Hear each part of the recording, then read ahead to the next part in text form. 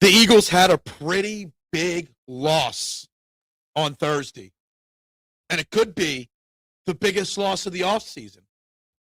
Welcome to the Eagles Checkdown, the fastest under 10-minute Eagles podcast there is, covering news, notes, and opinions on your favorite football team, the Philadelphia Eagles, jointly produced right here on the Eagles Pinpool Podcast Network and the STT Sports Network on YouTube. Guys, wherever you are, make sure you're liking, sharing, subscribing, following, telling a friend, phoning a neighbor, doing whatever you can to spread the word of these two great channels right here. One audio, one video.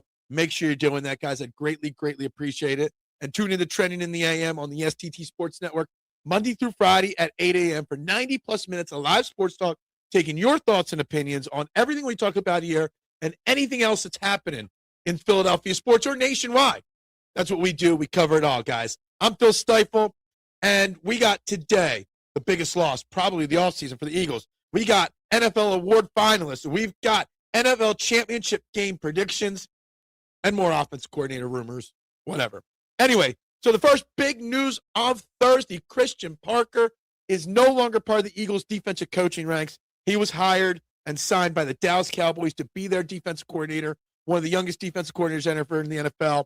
Quick rise to the top for Christian Parker. Let me tell you something.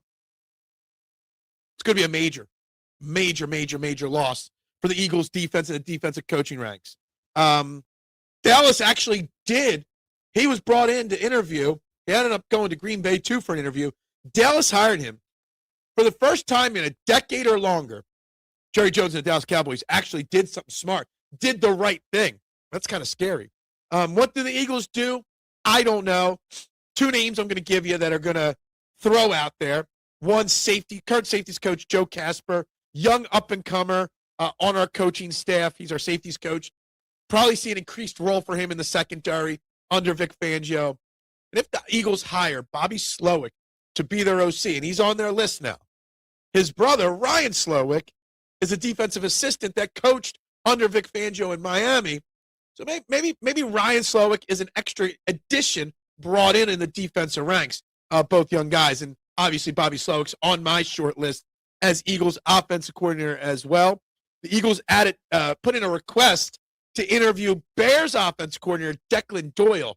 And it's allowed because he doesn't call plays in Chicago. So while you're not allowed to steal people for lateral moves, it would be a slight progression because he would call the plays here. Very intriguing, very, very young name, but another name that's never called plays in the NFL. You know, one thing I want to touch on real quick. I see this going around a lot Wednesday night, Thursday, that maybe Jeff Stoutland, not Nick Sirianni, not Jalen Hurts, is one of the holdups from some of these coordinators. Why? Because Jeff Stoutland's not only just one of the greatest offensive line coaches of all time, but he's also the Eagles' run game coordinator. And a new OC is going to want to instill their run game and maybe want to bring in their run game coordinator. I still think it's nonsense, but that is something that's been circulating around, been going around. Anyway, just throwing that out there. I disagree with it. Who wouldn't want the greatest offensive line coach in football on their staff? I don't know. NFL awards were announced, and only one Philadelphia Eagle organizational member made any final five spots for awards, and that would be Vic Fangio, is one of 5 finalists for Assistant Coach of the Year, along with Brian Flores, Clint Kubiak, Josh McDaniels, and Vance Joseph. Would love to see Vic Fangio get some love there. We'll see. The main 2 awards, MVP and Coach of the Year. Your 5 finalists for MVP, Matthew Stafford, Drake May, Josh Allen, Christian McCaffrey, and Trevor Lawrence, which I like seeing Trevor Lawrence's name on there. I've crapped on him a lot, but he had a very good year.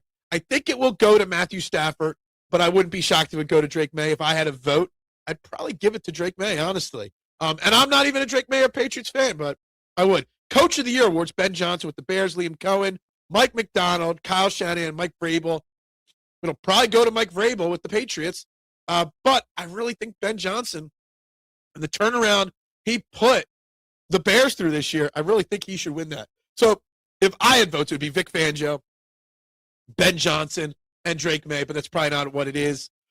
Christian McCaffrey is the first player ever to be up for MVP award, Offensive Player of the Year award, and Comeback Player of the Year award.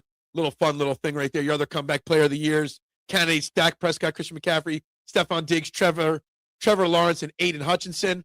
One other thing I want to shout out with these awards: your Defensive Player of the Year finalists, Myles Garrett, Micah Parsons, Will Anderson Jr., Aiden Hutchinson, and Nick Bonita. So basically what we're doing, we're just turning the Defensive Player of the Year award into who gets the most sacks. And this is not a knock on those 5 finalists. But the fact that Quinion Mitchell is not a finalist, probably because he just doesn't have a lot of interceptions, is asinine, insane, and crazy. Quinion Mitchell's arguably one of the 2 or 3 greatest defensive players, not just quarterbacks, defensive players in football.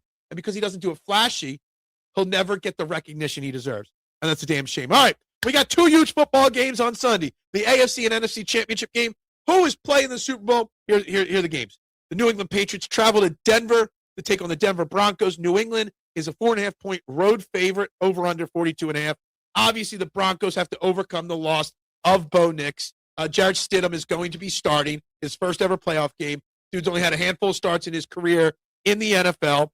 He's a solid, okay backup, but unfortunately, without Bo Nix, I really don't see a way that the Broncos can survive this. The Patriots are just too lethal. Their defense will do a good job for a little while, the Broncos, but eventually it'll become too much, and I'm predicting a 27-13 2-touchdown victory. So take the points. That would be taking the under as well. I just can't see Jarrett Stidham putting up enough points to beat the Patriots, and then eventually the defense wears out and gives up some big plays later in the game. So, yeah, I got Patriots going to the Super Bowl this year. And in the NFC, it is the Los Angeles Rams traveling to Seattle to take on the Seattle Seahawks. Seattle's 2.5-point favorites. The over-under is 46.5. Okay, both predict. I'm struggling with this prediction here, Seattle and the Rams, because on one hand, you got the Rams. They're the juggernauts, right? Matthew Stafford, Sean McVay, Puka Nacua, Devontae Adams. You know, you've got a great head coach, a Hall of Fame quarterback, elite wide receivers. On the other side, you got the Seahawks, great defense. And I've been preaching defense, right? But you got Sam Darnold. And Sam Darnold has proved a lot of his haters wrong. Correct me if I'm wrong. If Sam Darnold wins this game and goes to the Super Bowl, he'll be the first from his quarterback class to ever reach a Super Bowl. And I'm trying to do this on the fly here. But some of the quarterbacks that got drafted his year, I mean, let's just think about it, real quick here. There we go. Sorry, my screen froze up for a half a second there. All right, so the quarterbacks from this class here. All right, what is wrong with my computer? Having trouble figuring this one out right here. Anyway, there's a lot of great quarterbacks that came out of that draft class. It just didn't work out for a lot of them, right? So it is what it is. So I'm going to go with Seattle winning this game. I don't like it. If the Rams do, it'll be like a 31-24 score. But I'm going to take Seattle and Sam Darnold. And we're going to get a Seattle Patriots Super Bowl. I'm going to go Seattle 27, Rams 20. Defense wins. And while shocking as that is, it's the way I see it playing out. And I think that's very interesting. Okay, here it is. Baker Mayfield was in that quarterback class. So was Sam Darnold. Yeah, Josh Allen in that class. That means, that was a Lamar Jackson class as well. You have some of the great quarterbacks that are winning MVPs. And here we are. Sam Darnold might be the first one to play in a Super Bowl. I knew Lamar was one of them. I thought Josh Allen. Well, I forgot about Baker Mayfield. Anyway, that's what I got. So I got a Seattle Seahawks versus New England Patriots Super Bowl. And in 2 weeks, we would have a prediction for that. But anyway, everybody have a great weekend. If you're in the Philadelphia area, be safe. Snowmageddon is coming. Go out, shop. If you haven't gotten your milk, eggs, and bread, you're at a loss. Personally, I'll go to the liquor store tomorrow and get stocked up on that stuff instead. But be safe in the Snowmageddon, everybody. Go Birds. And bubbles up. Does it ever feel like you're a marketing professional just speaking into the void? But with LinkedIn ads, you can know you're reaching the right decision makers, a network of 130 million of them, in fact. You can even target buyers by job title, industry, company, seniority, skills, and did I say job title? See how you can avoid the void and reach the right buyers with LinkedIn ads. Spend $250 on your first campaign and get a free $250 credit for the next one. Get started at linkedin.com/campaign. Terms and conditions apply. New Year, same extra value meals at McDonald's. So now get 2 snack wraps, plus fries, and a medium soft drink for just $8. For limited time only. Prices and participation may vary. Prices may be higher in Hawaii, Alaska, and California, and for delivery. Good morning, Crust. It's a great day to be a bread brother. Ugh, mornings are not my jam. Or jelly. Oh, come on. Stop loafing around. I just woke up feeling hollow inside. Just grab one of the new Morning Uncrustables sandwiches, like Bright-Eyed Berry or Up and Apple, filled with 12 grams of protein and tons of deliciousness. Crust, what are you eating? It's just granola, not even yogurt. No crust, no fuss. Uncrust your mornings. Support for Fans First Sports Network comes from Big Fork Brands, bringing bold bacon sausage, paleo pork jerky, and Chicago-style sauces to your table. Enjoy rich, smoky flavors made with sustainable ingredients and chef-crafted care. Big Fork uses 100% heritage hogs raised outdoors without antibiotics and has been featured by Food and Wine, the Chicago Tribune, and QVC for their bold flavors. Listeners visit bigforkbrands.com and receive 20% off at checkout using promo code FFSN. Bigforkbrands.com, promo code FFSN.